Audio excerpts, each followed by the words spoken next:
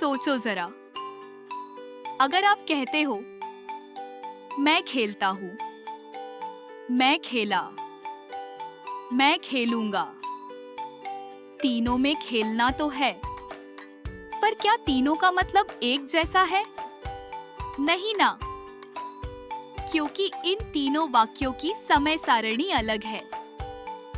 और यही है भाषा की समय मशीन, जिसे हम कहते हैं काल। तो चलो आज सीखते हैं कैसे एक ही काम अलग अलग समय में अलग दिखता है।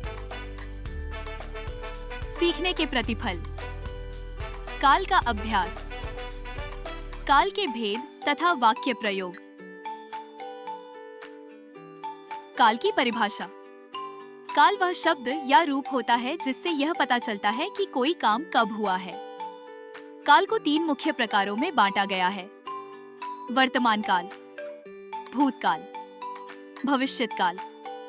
आगे के पाठ में हम हर प्रकार को विस्तार से समझेंगे। काल कितने प्रकार के होते हैं, उनके नाम लिखिए।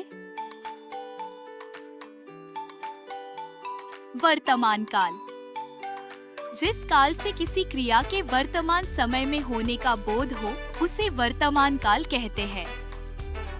उदाहरण: मैं प्रतिदिन प्रातःकाल घूमने जाता हूँ। चंद्रमा हमें शीतलता देता है।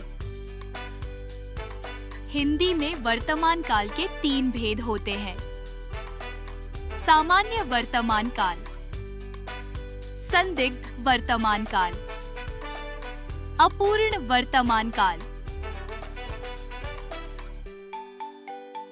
सामान्य वर्तमान काल, काल के जिस रूप से क्रिया का सामान्य रूप से घटित होना या करना पाया जाए, उसे सामान्य वर्तमान काल कहा जाता है। उदाहरण: सच्चा विद्यार्थी दिन रात मेहनत करता है। शिक्षक आजीवन पढ़ाते रहते हैं। संदिग्ध वर्तमान काल, जब काल द्वारा किसी कार्य के वर्तमान में करने या होने में संदेह हो तो उसे संदिग्ध वर्तमान काल कहते हैं। उदाहरण: मेरी बहन आती होगी। वे मंदिर जाते होंगे। अपूर्ण वर्तमान काल, जब काल से हमें यह पता चलता है कि कार्य वर्तमान काल में पूर्ण नहीं हुआ है, तो उसे अपूर्ण वर्तमान काल कहा जाता है। उदाहरण: नेहा का नृत्य चल रहा है। स्नेहा गाना गा रही है। वर्तमान काल में कौन सा वाक्य है? मैं पढ़ रहा हूँ, मैं गया था, मैं जाऊंगा। भूतकाल, जिस काल से किसी क्रिया के बीते हुए समय में होने का बोध होता है, उसे भूतकाल कहा जाता है। उदाहरण: मोहन ने खाना खाया। श्याम दौड़ रहा था।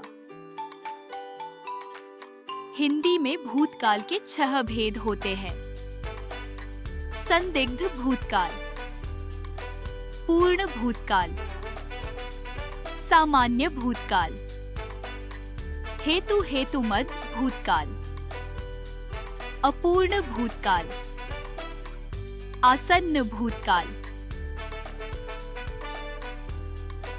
संदिग्ध भूतकाल, जब भूतकाल में किसी कार्य के करने या होने में संदेह की आशंका हो तो उसे संदिग्ध भूतकाल कहते हैं।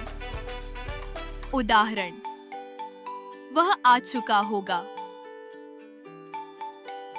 उन्हें बस मिल गई होगी। पूर्ण भूतकाल, जब भूतकाल की क्रिया समाप्त हो चुकी हो तो उसे पूर्ण भूतकाल कहते हैं।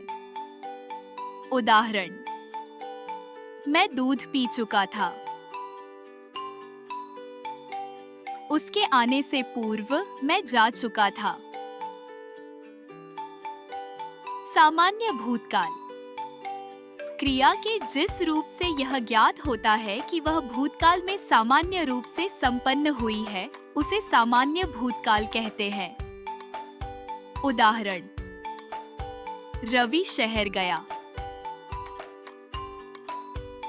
नेताजी दिल्ली गए। हेतु हेतुमत भूतकाल। जब भूतकाल की कोई क्रिया दूसरी क्रिया पर निर्भर हो तो उसे हेतु हेतुमत भूतकाल कहते हैं। उदाहरण, यदि आप सही समय पर आ गए होते तो मेरे साथ चलते। यदि आपने कठोर परिश्रम किया होता तो परीक्षा में पास हो जाते। आसन्न भूतकाल। जब भूतकाल में प्रारंभ हुआ कोई कार्य अभी अभी समाप्त हुआ हो तो उसे आसन्न भूतकाल कहते हैं। उदाहरण, राम दिल्ली में आया है। मेरे पिताजी मेरे लिए पियानो लाए हैं। अपूर्ण भूतकाल। जहां भूतकाल में कोई कार्य जारी हो उसे अपूर्ण भूतकाल के नाम से जाना जाता है। उदाहरण, मंत्री जी का दौरा चल रहा था। श्रोता भजन का आनंद ले रहे थे। अब चलते हैं आपके प्रश्न की ओर। रीना ने फूल तोड़े।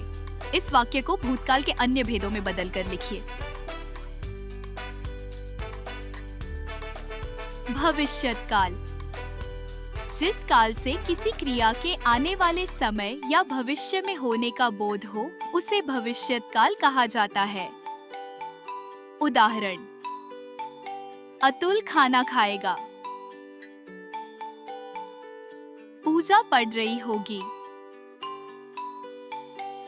हिंदी में भविष्यत काल के निम्नलिखित दो भेद होते हैं। सामान्य भविष्यत काल, संभाव्य भविष्यत काल। सामान्य भविष्यत काल। जब सामान्य क्रिया का भविष्य में होना या करना पाया जाए तो उसे सामान्य भविष्यत काल के नाम से जाना जाता है।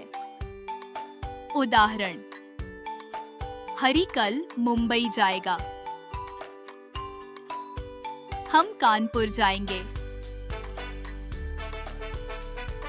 संभाव्य भविष्यत काल। जब काल द्वारा क्रिया के भविष्य में होने की संभावना हो तो उसे संभाव्य भविष्यत काल के नाम से जाना जाता है। उदाहरण, शायद वह कल खेलने आएगा। संभवतः वह परीक्षा में सफल हो जाए। मान लीजिए आपकी कक्षा की पिकनिक अगले सप्ताह है। सामान्य भविष्यत काल और संभाव्य भविष्यत काल का प्रयोग करते हुए दो वाक्य बनाइए। आज के पाठ से हमने सीखा कि काल से क्रिया के समय का बोध होता है। तीन प्रमुख काल होते हैं: वर्तमान काल, भूतकाल, भविष्यत काल। प्रत्येक काल के अपने अपने भेद होते हैं। काल का सही प्रयोग संवाद की स्पष्टता के लिए अत्यंत आवश्यक है। अब हम जान गए, काल से ही भाषा में होता है ज्ञान। समय के अनुसार क्रिया का पहचाना स्थान।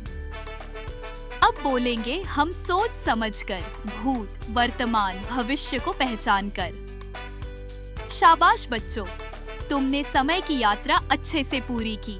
अब इसे अपने जीवन में अपनाओ। जरा सोचिए, आपके जीवन में कोई ऐसा कार्य जो आपने पहले यानी भूतकाल में बहुत अच्छे से किया था, वह कौन सा है और आप उसे कैसे याद करते हैं? धन्यवाद।